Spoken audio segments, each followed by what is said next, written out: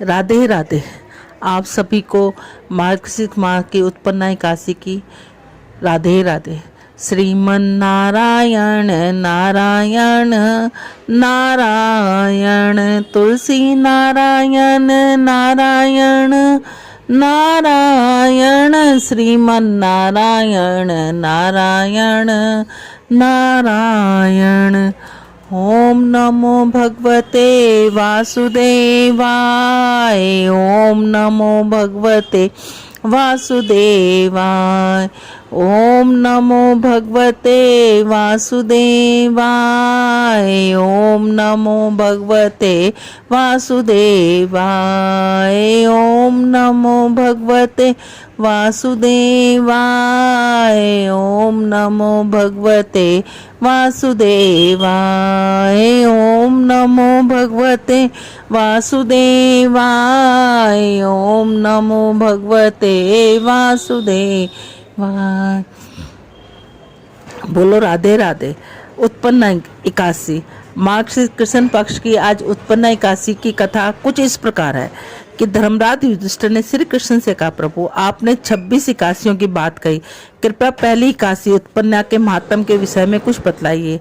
मैं इसका महात्म जानना चाहता हूँ। इस व्रत करने से क्या फल प्राप्त होता है इसका भी बताइए।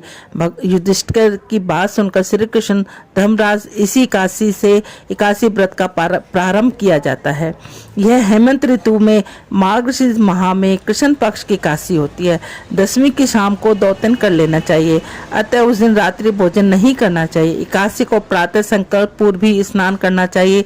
स्नान से पूर्व यदि सुलभ हो सके तो शरीर पर मिट्टी लगा लेनी चाहिए। यदि मिट्टी सुलभ ना हो तो मुल्तानी मिट्टी या चंदन का शरीर पर लेप लगा लें। यदि यह भी संभव ना हो तो स्वच्छ जल में गंगा जल डालकर मिट्टी को मानसिक कल्पना करके स्नान कर लेना चाहिए। मिट्टी लेपन करते स्नान कर लेना चाहिए। स्नान कर लेने के बाद धूप दीप नैवेद्य से प्रभु पूजन करना चाहिए। रात्रि को दीपदान अवश्य करना चाहिए।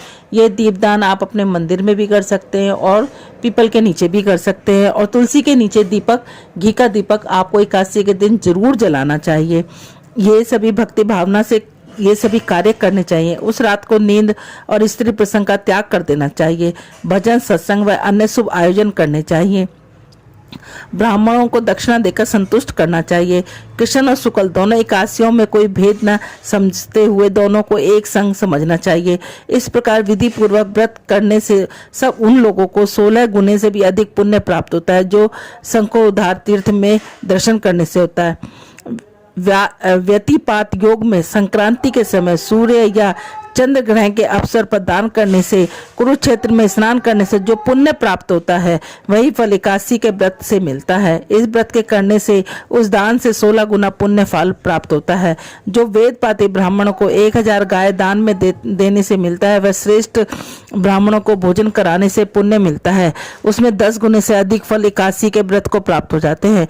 एकादशी का व्रत न किया जाए तो यश दान और तप का फल नहीं मिल पाता, अतः एकादशी का व्रत अवश्य करना चाहिए। एकादशी के व्रत का फल एक सहस्त्र यज्ञ करने के मिलने वाले फल से भी अधिक होता है। भगवान श्री कृष्ण के इन वचनों को सुनकर युधिष्ठिर ने प्रश्न किया, प्रभु एकादशी का व्रत अनेक तीर्थों से अधिक पवित्र और श्रेष्ठ देने वाला किस प्रकार कहा जाता है?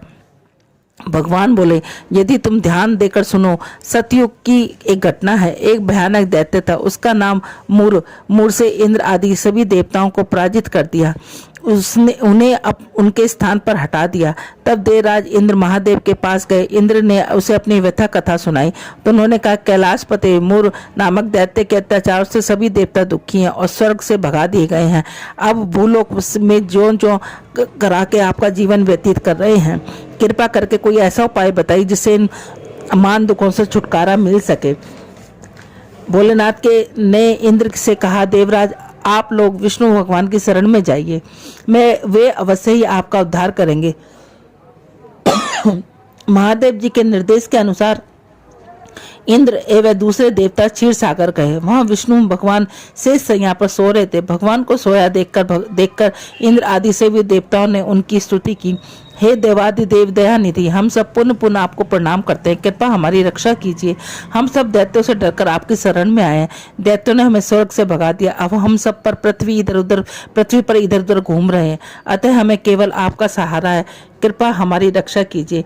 देवताओं की करुण पुकार सुनकर भगवान विष्णु ने देवताओं से पूछा, देवताओं यह बताओ कि उन दैत्यों का मुखिया कौन है जिसने यह देवताओं की यह दुर्गति कर दी। इंद्र ने उत्तर दिया, प्रभु पुराने समय में तालजंग नाम का एक दैत्य था। वह दैत्य ब्राह्मणों के वंश में पैदा हुआ। उसका एक पुत्र मूर वह चंद्रवती नगरी में रहता था, वहीं उसकी राजधानी थी। उसने अपनी ताकत के बल पर सब देवताओं को पराजित करके देवलोक से निकाल दिया और उसके स्थान पर दैत्यों की नियुक्ति कर दी है। वह स्वयं सूर्य बनकर पृथ्वी को तप देता है और स्वयं ही बादल बनकर बरसात करता है। अब आपसे निवेदन है कि उसका वध करके हमारी रक्षा करो। भगवान विष्णु ने देवताओं को भरोसा दिया, देवताओं आप लोग चंद्रवती नगरी में चलिए, मैं शीघ्र ही तुम्हारे शत्रुओं को नष्ट कर दूंगा। जब देवता विष्णु भगवान वहां पहुंचे तो मोर नामक दैत्य अपने सैनिकों के साथ युद्ध भूमि में भयानक गर्जना कर रहा था। युद्ध प्रारंभ हुआ। असंख्य दैत्य अनेक प्रकार के हथियारों और देवताओं से युद्ध करने लगे। उन्होंने क्षण भर में ही देवताओं को मार मार कर भगा दिया। अब तो विष्णु भगवान का युद्ध करना आवश्यक हो गया। वे भी युद्ध क्षेत्र में आ गए। दैत्यों ने रण क्षेत्र में विष्णु जी को देखा तो उन पर अनेक अस्त्रों का प्रहार करने लगे। विष्णु भगवान ने अपने चक्र से और गदा के प्रहार से उन अस्त्रों को काटने लगे, जिससे वे नष्ट हो गए। इस युद्ध में असंख्य दानव मारे गए। दैत्यराज मुर बिना विचलित हुए युद्ध करता रहा। विष्णु भगवान उसे मार देने के लिए जो ही हथियार चलाते हुए उन सब दैत्यों के तेज से नष्ट हो जाते। ऐसा लगता जैसे हथियार नहीं फूल बरसा रहे हैं। फल यह हुआ कि अनेक हथियारों का प्रयोग करने पर भी दैत्य पराजित नहीं हो पा रहे थे। युद्ध 1000 वर्षों तक चलता रहा, तब दैत्यों पर विजय प्राप्त नहीं हो पाई। अंत में वे विश्राम करने के लिए बद्रिका आश्रम में बनी केवल एक द्वार वाली हेमवती नाम की एक गुफा में चले गए। वहां जाकर सो गए। वहां दैत्य भी उनके पीछे पीछे आ गए। उन्होंने विष्णु भगवान को सोता हुआ देखा तो मारने के लिए तैयार हुए। वह विचार करने लगे कि अब मैं अपने इस पुराने शत्रु को मार दूंगा, मेरी राह का कांटा निकल जाएगा। दैत्य इस प्रकार सोच ही रहे थे कि भगवान के शरीर से एक अत्यंत सुंदर और रूपवती कन्या प्रकट हुई। उसने बड़े अलौकिक वस्त्र धारण कर रखे थे। प्रकट हुए वह दैत्य से युद्ध करने लगी। उसे देखकर दैत्य आश्चर्य में पड़ गए। हैरान होकर सोचने लगे, इतनी बलशाली यह कन्या कहां से आ गई। फिर भी वह उससे निरंतर बिना विश्राम के युद्ध करता रहा। तब उस कन्या पर एकदम क्रोध सवार हो गया। उसने दैत्यों के साथ हथियार तोड़ फोड़ दिए। उसने रथ भी तोड़ डाला। अब दैत्य मल्लयुद्ध करने लगे। कन्या ने उन्हें धक्का मारा तो वह बेहोश होकर गिर पड़ी। जब उठा तो कन्या ने उसका सिर काट दिया। इधर कटा हुआ उधर भूमि पर गिर पड़ा और प्राण उड़ गए। तब अन्य दैत्यों ने भी देखा तो वह पाताल लोक को भाग गए। भगवान विष्णु की निंदा टूटी। उस दैत्य को मृत अवस्था में देखा तो वे आश्चर्यपूर्वक सोचने लगे कि इस दैत्य को किसने मारा। दैत्य का वध करने वाली कन्या ने जब उन्हें आश्चर्य में पड़े देखा तो हाथ जोड़कर बोली, भगवान यह दैत्य आपको मारना चाहता था, तभी मैं आपके शरीर से उत्पन्न हुई और इसके को मार दिया। भगवान ने प्रसन्न होते हुए कहा, बालिके तुमने 3 लोकों के देवताओं को दुख देने वाले दैत्य का व्रत करके उसे सुख पहुंचाया, अतः मैं तुम पर बहुत प्रसन्न हूँ। अब मुझको अपनी इच्छा अनुसार वर मांगो, वे बेहिचक कर वरदान तुम्हें दूंगा। कन्या बोले, प्रभु मैं चाहती हूँ कि जो कोई मेरा व्रत करे उसके सभी पाप कट जाएंगे, अंत में स्वर्ग लोक का निवासी बने। जो मनुष्य मेरे दिन या रात्रि में केवल एक बार भोजन करेगा वह भी व्रत का आधा फल प्राप्त होगा। उस कन्या की बात सुनकर भगवान बोले, बालिके आज मार्गशीर्ष माह के कृष्ण पक्ष की 11वीं तिथि है।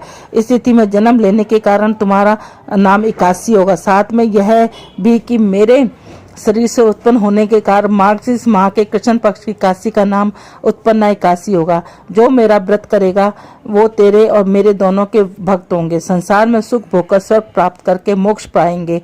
तेरे व्रत का फल सब तीर्थों के फल से भी श्रेष्ठ होगा। तुझे तीज, अष्टमी, नवमी और 14 तिथियां बहुत प्रिय हैं, पर उनसे भी अधिक प्रिय होगी काशी। यह कहकर भगवान अंतर्ध्यान हो गए। प्रभु के ऐसे प्रिय वचनों को सुनकर एकासी नाम की कन्या भी बहुत प्रसन्न हुई। भगवान श्री कृष्ण युधिष्ठिर से कहा, हे अर्जुन, एकासी के व्रत का फल सब व्रत और तीर्थों के फल की अपेक्षा अधिक श्रेष्ठ है। जो कोई एकासी का व्रत करता है उसके शत्रु तो नष्ट तो कर ही देते हैं, उन्हें मोक्ष भी प्रदान कर देते हैं। उनके मार्ग में आने वाली बाधाओं को मैं परखने नहीं देता। अब सब व्रत सभी पापों का नाश करके सिद्ध प्रदान करते हैं। एक बात ध्यान रखने की है कि प्रत्येक महीने की दोनों पक्षों की एकादशी समान रूप से एक जैसी है, उसमें भेद करना उचित नहीं। जो लोग एकादशी महात्म पढ़ते हैं या सुनते हैं वे अश्वमेध यज्ञ के फल को प्राप्त कर लेते हैं। इस उत्पन्ना एकादशी के दिन भगवान विष्णु को पूजन में भजन करना चाहिए और साथ में गुड़ और बादाम का आहार लेना चाहिए। बोलो एकादशी महात्म की जय।